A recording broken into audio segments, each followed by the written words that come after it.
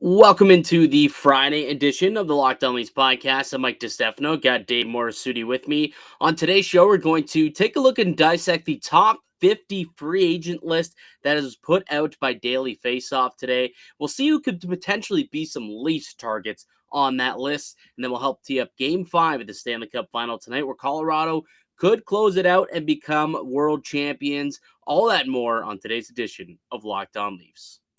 You're Locked On Maple Leafs, your daily podcast on the Toronto Maple Leafs. Part of the Locked On Podcast Network. Your team every day.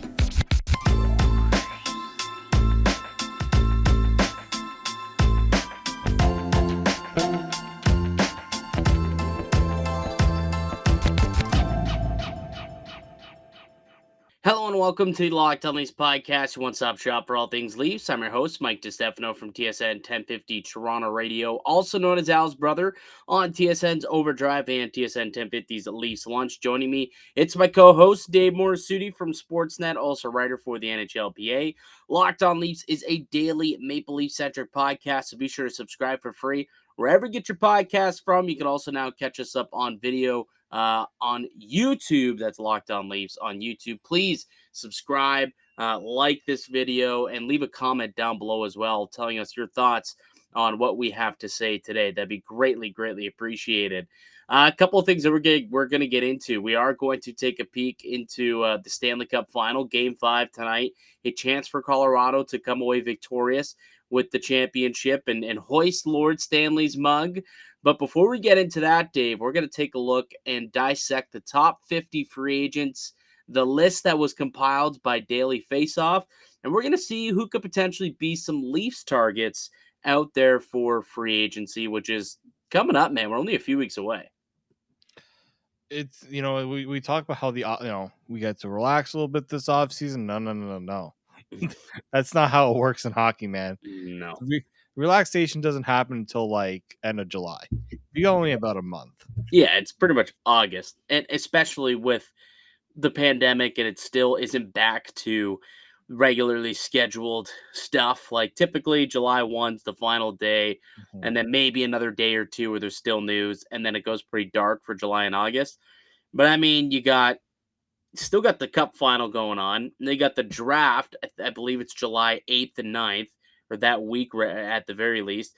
And then the following week is free agency on like July 13th. So it's going to be, or July 13th or 15th. I believe it's July 13th. Yeah. So it's going to be, it's going to be a busy July, busier July than usual. But hey, man, it's the fun season. At the end of the day, I love free agency. I love trade deadline, the draft, all that. And it's really how teams, I mean, that's how they build out their squads. That's how the Leafs are going to get better, is if they're able to, mine the draft, but also make some solid free agent signings. We saw it last year. David Kampf, home run. Michael Bunting, home run. Andre Kasha, great pickup.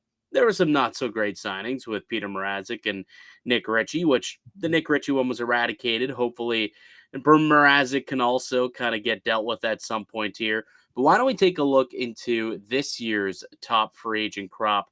Daily Faceoff was nice enough to put out their top 50 list of guys who are pending UFA. So not necessarily all of these guys will get to free agency, but as of now, they are without a contract for next season and are unrestricted free agents. So right up at the tippy top of the list is Johnny Gaudreau. And look, Dave, I don't know how far we have to get down into this list before we get into the price point where the Maple Leafs are going to be shopping at, but it's definitely not going to be guys up top. They just don't have the cap space for it. It's almost like when you're like looking for a car and you like have your thoughts on the car you think you can afford, and then there's cars you definitely know you cannot afford. This is where we find the Leafs right now. We're like, this is like the Maserati, Lamborghinis, the Porsches.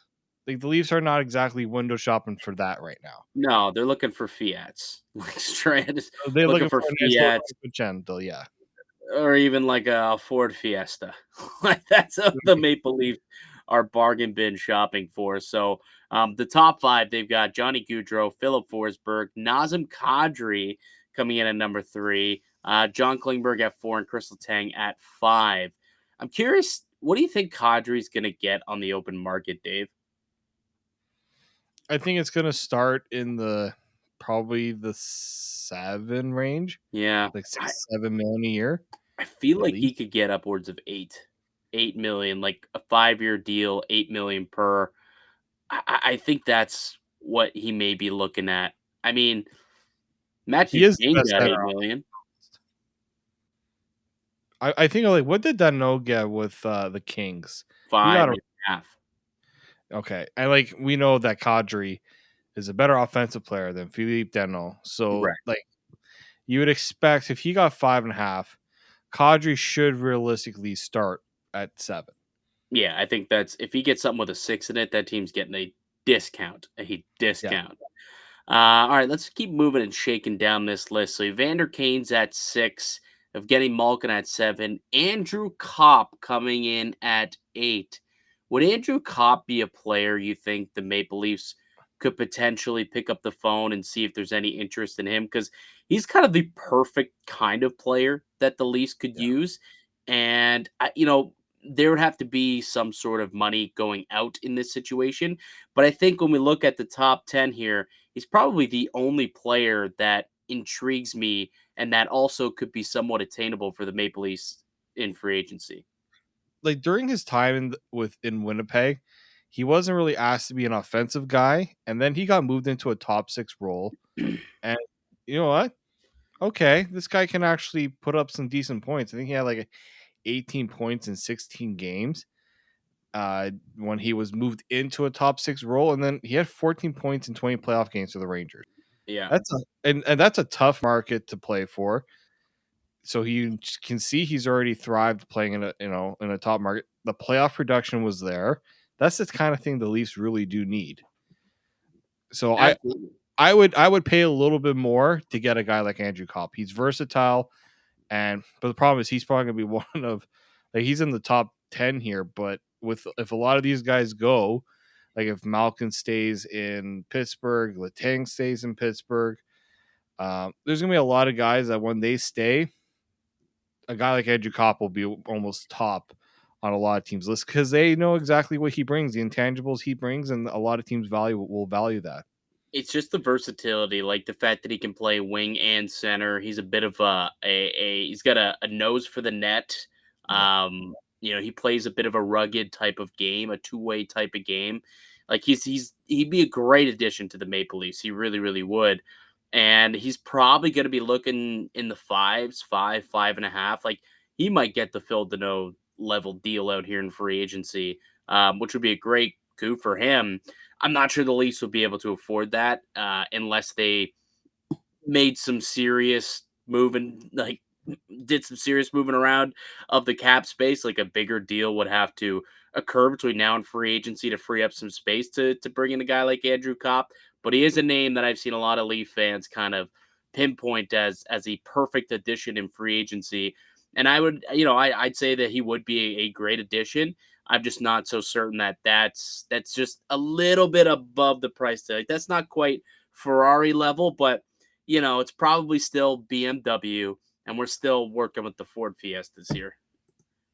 Yeah, I think I read somewhere that Evolving Hockey, who does a lot of player evaluations and what players Yeah, could likely get in a contract in their next contract, I think they had him in around the $5 million range for Andrew Kopp. So that makes that, sense. that might sound like a lot, but that's what top 6. He's going to be on a team's top 6. Dude, if Ilya McKayb's looking to get $5 million, definitely Andrew Kopp will look to get at least Yeah, 5 million and himself he's a as center. well. Yeah, and he can play down the middle, which is clearly way more valuable as well. All right, moving on down the list. Andre Burakovsky coming in at number 9. It's a little high for him. I'll be honest. That seems quite high for Burakovsky. Like I know That, he's having a good playoff, a good season, but like, I mean, I would. Who would you pay more money to, Burakovsky or Nichushkin? I would pay more money than Nichushkin for sure. Yeah, I'm surprised that he's ranked so highly by Daily Faceoff here. He did have a great season. I mean, 61 points, sure, and he's played well in the Colorado. playoffs. But I don't know, man. I feel like there's just some other players that I would probably put ahead of him. Not someone I'm interested from a Maple Leafs perspective, No. though. I've heard Ryan his Strome. name, but I don't think he would be who I would go after. No, Ryan Strome rounds out the top 10 for daily faceoffs, free agents. All right, so that's the top 10. We'll keep it going with the remaining list when we return. But before we get any further here, I do want to tell you guys all about today's show sponsor, and that's betonline.net. It is your number one source for all your betting needs and sports information. You can find all the latest sport developments, league reviews, and news, including this year's Stanley Cup final and Major League Baseball. BetOnline is your continued source for all your sport wagering information, including live betting, esports, and scores. And BetOnline remains the best spot for all your sports scores, podcasts, and news this season. BetOnline.net is the fastest and easiest way to check in on all your favorite sports and events, including MMA, boxing, and even golf. You can head to the website today or use your mobile device to learn more about the trends in action. BetOnline, it's where the game starts. Welcome back into the Locked On Leafs podcast. I'm Mike DiStefano. Got Dave Morassutti with me.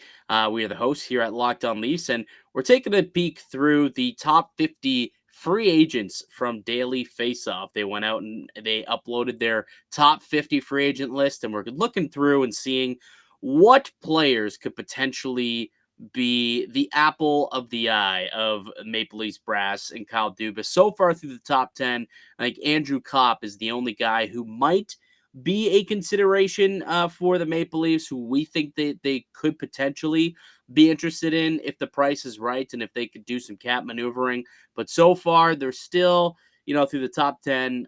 It's just a little bit above the Leafs pay grade. So let's keep it going through the rest of it. And coming up at number 11, funny enough, Toronto Maple Leafs, Ilya Mikheyev coming in at 11. So again, Mikheyev coming in at 11th, man. I think he's Nichushkin and David Perron. That's wild. Nichushkin, Perron, Palat, Giroux, Trocheck, all of these names that are below Mikheyev right now, I would sign over I would Mikheyev. take ahead of Mikheyev. All of them more money. I mean, maybe they're looking into age as a bit of a factor here for some of these other guys in comparison to Mikheyev. But yeah, there's not a chance that Ilya Mikheyev should be ranked ahead of Claude Giroux. That's just asinine. But anyway, I digress. Anyone in this list from 11 to 16 kind of catch your eye here, Dave, for the Maple Leafs? I've always liked David Perron. I think he's always been an underrated player. To me, he's always been productive, mainly in St. Louis, though. So I feel like he's bound to just remain in St. Louis for the rest of his career. Obviously, Valeri Nichushkin, for what he's done in the playoffs, I think he's going to price himself out of the Leafs range because I think he will be highly sought after. I wonder if they say like the Green Arrow would suggest that he moved up on maybe a previous that they've had, but I still think he's definitely lower than I would have expected. I thought he would have been maybe top of like the 11 to 20 part, but yeah, I would say probably Perron, Nichushkin are even like Palat. I feel like maybe like he's got the size I like, but like Perron and Nichushkin, The winner. yeah, that too. Like those are guys I would look at, but these guys have already made decent money and they could even make more money. So Yeah. they could obviously price themselves out of the Leafs range, like we'll likely talk about with a lot of players. Yeah, so we're still just a little bit out of the price range for the Maple Leafs. So let's keep it going and see if we can get into that price range at some point. So here rounds out the rest of the top 20. Darcy Kemper coming in at 17, the top ranked goaltender by Daily Faceoff. Nino Niederreiter, a winger from the Carolina Hurricanes, hits the market. Marc-Andre Fleury hits the market, and Josh Manson from Colorado looking to win himself a Stanley Cup tonight. So here are a couple of names that intrigue me. Actually, all four of these names would intrigue me if the Maple Leafs ran on them. We know that Toronto is going to be looking at the goalie position very hard this summer, especially if they decide to let Jack Campbell walk. And I mean, Darcy Kemper, he's a guy who potentially could be had, and he's somebody who's on the verge of winning a Stanley Cup. So you can win a Stanley Cup with him as your goaltender because, well, Colorado's about to do it, man. Yeah. So it clearly can happen. And same with Flower. I mean, obviously, that's a dude who's won multiple Stanley Cups, Vezina Trophy winner. I don't know if the age worries you at all with him at 37 years old, but it didn't seem like his play really dropped all that much this year. I mean, he was playing in front of a terrible Chicago Blackhawks team, but he was putting up half decent numbers, all things considered, how badly that team was, and then went to Minnesota and played pretty darn well after the trade. That's an interesting name for me if they want to bring in somebody on like a 1-year deal, and maybe he's like, yeah, I want to win one more Stanley Cup. So potentially I sign in Toronto to give me the best chance to do that while also being a starter.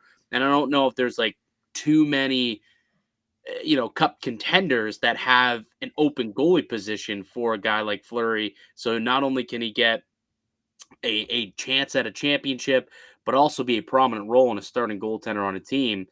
So to me, Marc-Andre Fleury is a very, very intriguing option for Toronto. Not sure if he wants to come here, but I would be interested. I would definitely pick up the phone and call his agent and see what he's looking for. I've heard that Minnesota could try to move Cam Talbot in order to make Fleury fit there. So Yeah, they just have no cap space in Minnesota there. I wonder if Colorado, if they lose out on Cam, would they look at Fleury? They could. that'd be That could interesting. be. So Fleury will be a very interesting name. I think some teams might look at Kemper and say he put up decent numbers, but is he better than Fleury in terms of production? Fleury's been pretty good, and he's known to be able to carry a team. But I think he's a situation where you're going to need a second goaltender to be with him, to pair with them, because I don't think he can handle a full starting role, just not by himself at his age. And Yeah. even in Vegas, they always went and got a second goaltender to play with Fleury. So, but I would still like to have Marc-Andre Fleury if he comes in at the right price and is interested in coming to Toronto. What's your price on Josh Manson before we keep going there? Oh, see, he's purely a one-dimensional defenseman. Is there interest for you or no? Like, do you not have much interest in Josh Manson? Only if I don't even think he'd have interest in the Leafs personally. I think Yeah, there was that report that he wasn't like he had a no move clause or no trade clause with Anaheim this year at the deadline, and he said, "I don't want to go to." And I believe I believe Toronto was on that list, which is why they didn't try and trade for him. But for years, Leafs Nation's been trying to get Josh Manson on the team, and now all it would cost is money. yeah, I'm just wondering. He's likely going to get about probably around 5. That's Four and a half, five, I think. Yeah. yeah, like 4.5. He made 4. He's coming off 4.1. He is 30. His again, age is a thing because his style of play doesn't. He's had a lot of injuries throughout his career. So you have to consider that, but I still think a team will look to give him about 4.5 to 5.5 a year for a guy like that. That might again also price the Leafs out of it, considering they've got a lot of defensemen under contract going in, or under contract, or have the rights to going into next season. Well, they could use a top four right shot defenseman, a defensive one at that, I may add. But let's move on here. 21. These is players 21 through 26 on Daily Faceoff's top 50 free agent list. Coming in at 21 is Ricard Raquel, Nick Paul at 22, Jack Campbell at 23, Mason Marchment at 24, Billy Huso, goaltender, at 25, and then Ben Sherratt is at 26. There's some interesting names in this list as well, Dave. Who would you say is the guy you'd be most interested in bringing into Toronto in this group of players here that we're looking at? If you can't beat them, bring them onto your team. Nick Paul, let's go. Yeah. He's hit the way he's played for Tampa Bay. He has made some. He's going to make a little more than 1.35 than what he's making this year. Oh, 100%. I mean, if you're Toronto and if you could just would you swap out Alex Kerfoot's contract for Nick Paul? 1,000%. Yeah, I think I would too. So if you're because he's just as versatile as Yep. Alex Kerfoot, can play the wing, can play center, kills penalties. He's got some speed. I mean, That's he's pretty good. not. Yeah, that's a bonus that Kerfoot doesn't have. He blocks pucks as well. Doesn't mind blocking shots, unlike the Flamingo Alex Kerfoot. But I'm trying to think, like, if you need to get that guy money, the type of contract that he's probably going to be looking to get a bit of a payday in free agency. You move on from Alex Kerfoot, and all of a sudden you freed up a little bit of cash for a guy like Nick Paul.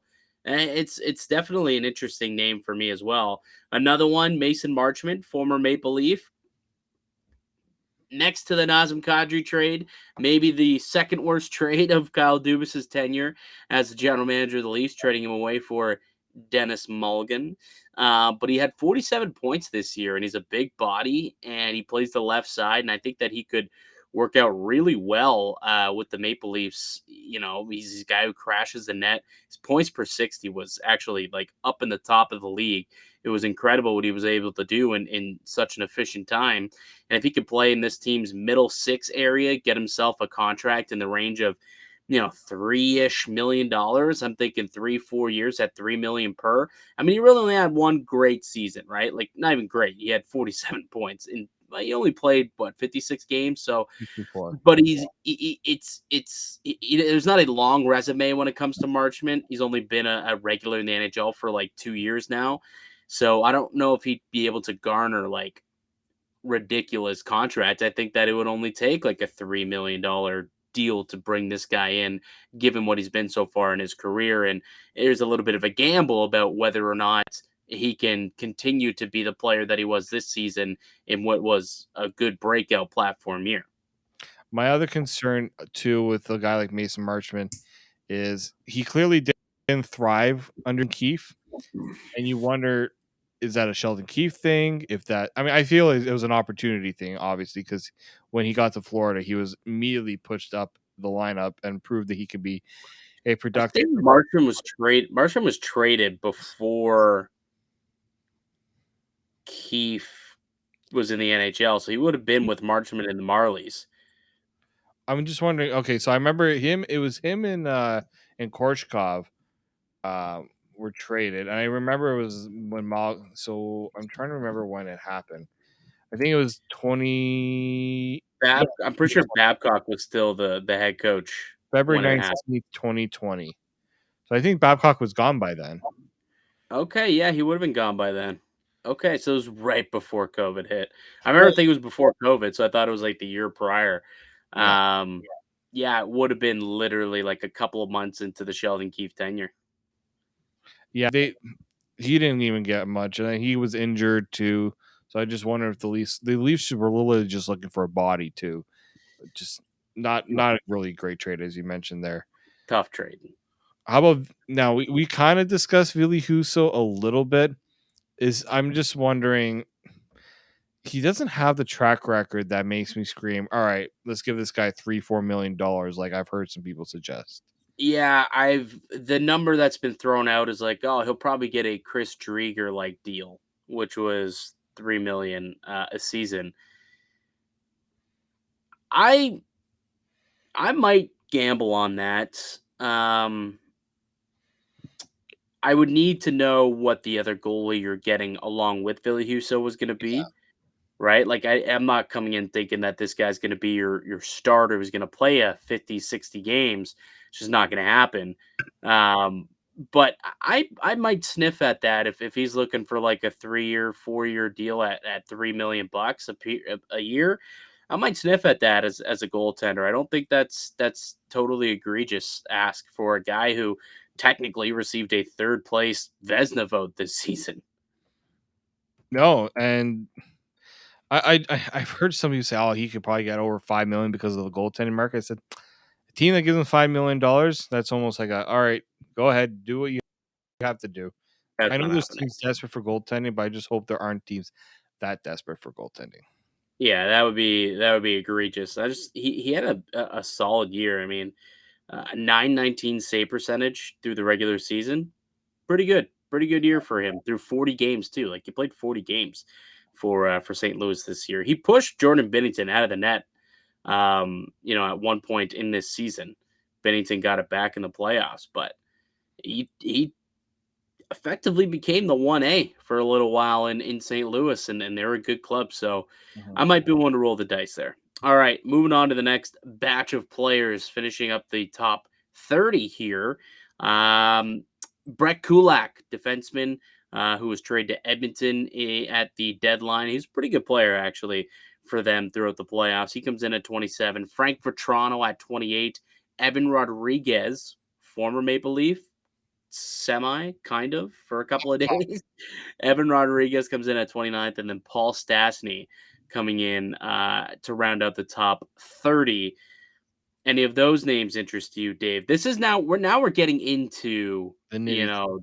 this is where we're getting into the area that the Leafs will be able to shop in. Like they'll be able to afford these guys. These are the types of players that Toronto's going to have to kind of go and grab from the bargain bin. That these are the guys who have the most potential, I would say, to become Maple Leafs next season. The guys that we're talking about here and probably throughout the remainder of the list. Yeah, there's not one really here that stands out to me. Like Rodriguez had a decent year in Pittsburgh, but the So I Leafs. got one. I got one of this list here that it may even surprise you for how on board I am for this. My like maybe number one target for for Toronto this free agency. How would you like a Paul Stastny to Toronto? Let me sell you on it. Let me sell you on it.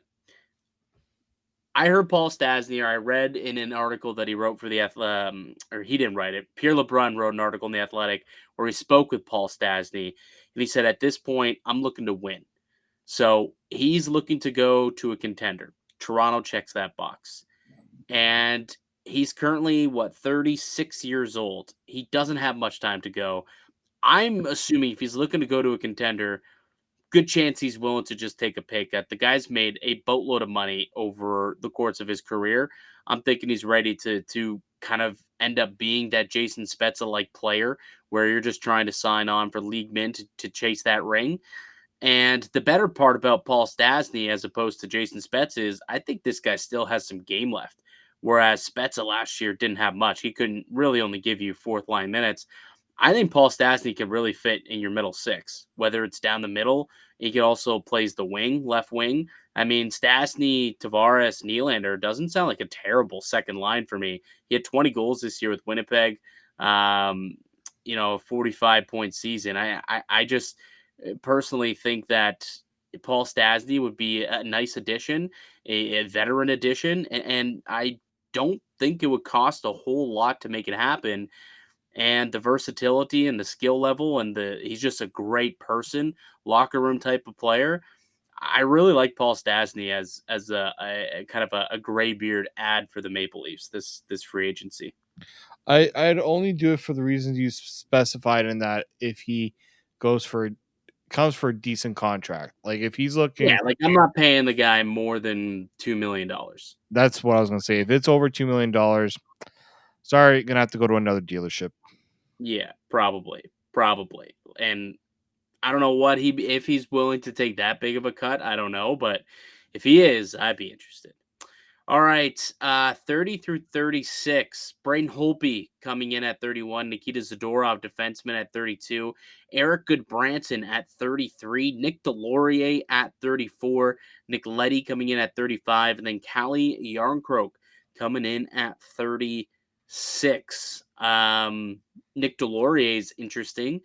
I mean, this is if you're looking to get beefier and tougher.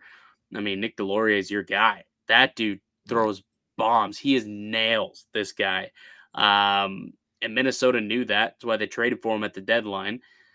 Nick Delorier, depending on the price, obviously, but there'd be some interest on my end there. As if you want to get more gritty on your fourth line, have a little bit more toughness, but that's an interesting name for me. Would be Nick Delorier in this crop of players.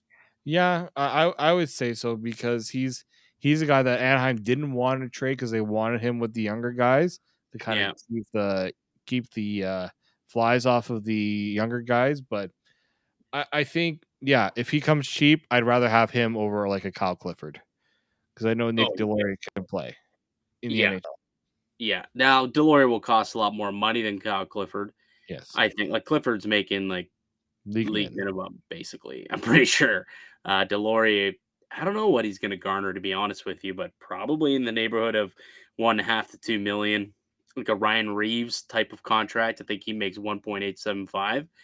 man. That might be the number that you'd be looking at to bring in Delory. But we'll see. We'll see if the Leafs decide to go that route. If they do feel they need to get stronger, or if they decide that speed and skill can win it, because that's what Colorado's been able to do, and they've fared pretty well against Tampa Bay. All right, before we continue, Dave, let's take one more quick break in the podcast. Then when we get back, we'll finish out the final few picks here, or the final few players here in the Daily Faceoff top 50 free agents list. And we will do all that when we return here on the Locked On Leafs podcast, part of the Locked On Podcast Network. Welcome back to Locked On Leafs.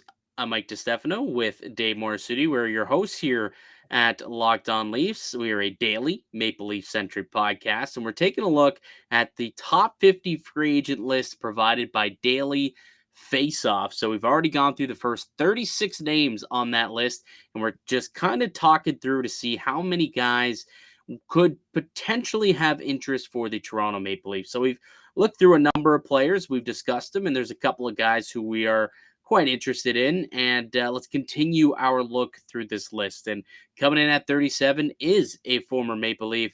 It's Ilya Lyubushkin, right shot defenseman who was brought in from the Arizona Coyotes. Would you want to bring back Lyubushkin? We haven't really talked about that in a little while on this pod, but currently a UFA. I haven't heard anything about any type of negotiations that are going on between his camp and Toronto. But, you know, he's a guy who I thought came in and played pretty well through the regular season, struggled a little bit in the playoffs, but I mean, he brought that sandpaper, and ended up being a top pair partner for Morgan Riley.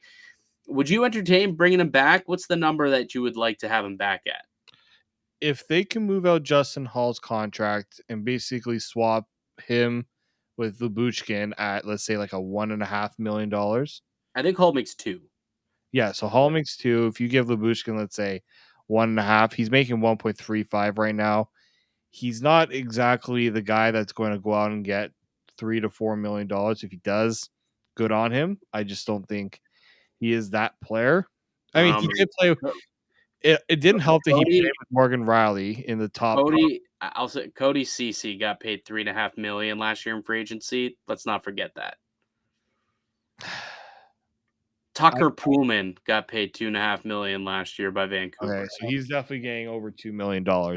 I would say 2.5. Yeah, 2.5 is probably the number I think Lyubushkin is looking to get. Maybe pushes 3, but between 2 and 3 million, I would think. Be nice to have that continuity too, like not to always have to find you. He's used to he can at least play in the top 4. Obviously, we'd like to see him lower in the lineup just because of it suit him better. But yeah, I would consider bringing back Lyubushkin if the numbers made sense. Matthias Janmark comes in at 38. Colin Blackwell, Maple Leaf, coming in at 39. And then Tyler Mott coming in at 40. I love Tyler Mott. Tyler Mott would be... This is maybe like my number 1 free agent ad. Like, this is the guy who I put all my eggs in the basket. Like, a realistic guy. Obviously, if you could go out... Gretzky. Well, yeah, no. But, like, I think he has the potential to be just a big pickup for the Maple Leafs. I really do. Like, I think that he could come in, and he's a guy who's versatile, can play the wing, can play center down the middle. He can play, in your bottom 6, obviously. But he's a smaller guy, but he also has a lot of speed, and he's got grit. So he's not an overly big dude, but he likes to go around and hit people, literally anybody in his way. He will go and he'll smush you against the glass. The dude eats pucks for breakfast, loves to block shots, and he's a great penalty killer. And I just think ultimately, like, that's the type of player that Sheldon Keefe would love, and that this city would love ultimately. And he goes to the net, which is also what I love. And that's what I think this team needs more of, is dudes who just go to the net. Go to the net. You see how most of these goals are scored in these playoffs? It's by going to the freaking net. It really, really is. 80% of the goals are scored from the inner slot. That's where you got to go. And Tyler Mott, though, like I said, a little undersized, not afraid to go to the dirty areas. So that's what I love about him. I don't think he'd be overly expensive. This would be somebody who I'd be targeting heavily if I were Kyle Dubas, as Tyler Mott. I also think the Leafs need to get guys who play with a little bit of like a bit of a higher pace of play. We're seeing how Tampa's struggling against Colorado's speed, and you brought up Tyler. That's the thing that Tyler Mott's very known for. So, yeah, I think the Leafs need to start looking for guys like this. They can have big bodies, but they got to get guys that have a little more oomph, a little more pace to their play. I think they're going to need it. All right, let's move on. We're almost at the end. You're okay with letting Blackwell walk, by the way? Yes. Yeah. Like, if he wants to come back on League Min, go right ahead. But no, I think Giordano was the guy you got in that deal. That was why you made the deal. Yeah. Blackwell was a kind of a filler player. I think we're going to see a little bit of turnover too in the especially on the fourth line at the very least. So, the less guys you have returning, I suppose, the more chances you have to get a different look. I know that they're going to look to bring some guys from the Marlies and see if they can fill in some roles, but also, take a look at some of these lower tier free agents and have them come and compete as well. All right, 41 on the list of Daily Faceoff's top 50 free agents is Andreas Athanasiou, 42, Justin Schultz, 43, Michael Raffl, 44, Nick Cousins, 45, Robert Hagg, 46, Phil the Thrill Kessel at 46? What? Why is he so low, Dave? Why did he only come in at... That is exactly why he had 8 goals. Some people might not... points.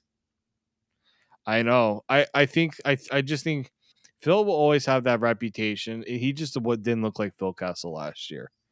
Not the one that we thought. He has not looked like the player we thought he.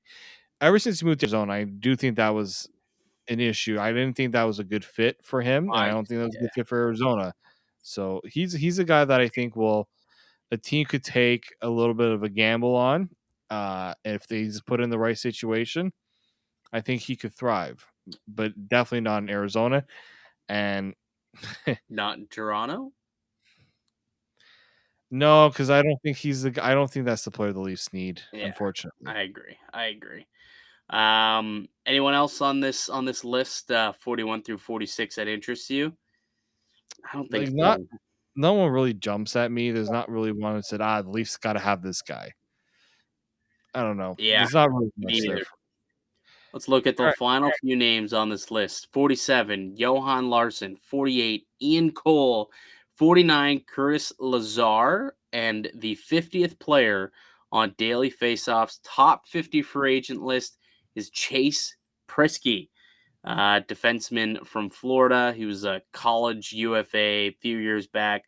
I remember there was a Priskie sweepstakes going on. Carolina won it, then they moved him to Florida, and now he's the 50th ranked free agent on the Daily Faceoff list. And I don't know, any of those guys interest you? I mean, Chase Priskie's an interesting name. He's one of those guys where it's like a low risk, low reward. Maybe it's a Marlies guy. You bring him in as like your 7, and potentially you work with him, and he could, like, he's only 26. He's still rather young, I guess. Like, he's got a couple more years before like you start to worry about him. He could still turn into like a third pair type of guy. So that's kind of interesting. And right shot D, you can never have enough of them in your organization. Curtis Lazar, too. That's somebody who I think has played some pretty good hockey the last few seasons. And he's somebody who's like a perfect fourth line center. Like Lazar, either center, wing, whichever you want to play him, but plays a sound 2-way game. And I don't think he's going to cost you a whole heck of a lot. He played for what, $800,000 last year. I think you could do some similar, a similar contract this season. I don't see him making more than $1 million. So Curtis Lazar is an interesting name for me as well, for a nice little depth piece to add some competition to the Leafs, what I believe to be a new look fourth line. I also think the Leafs have had a lot of success at finding guys who kind of just been searching for a role and are just looking for a bounce back year.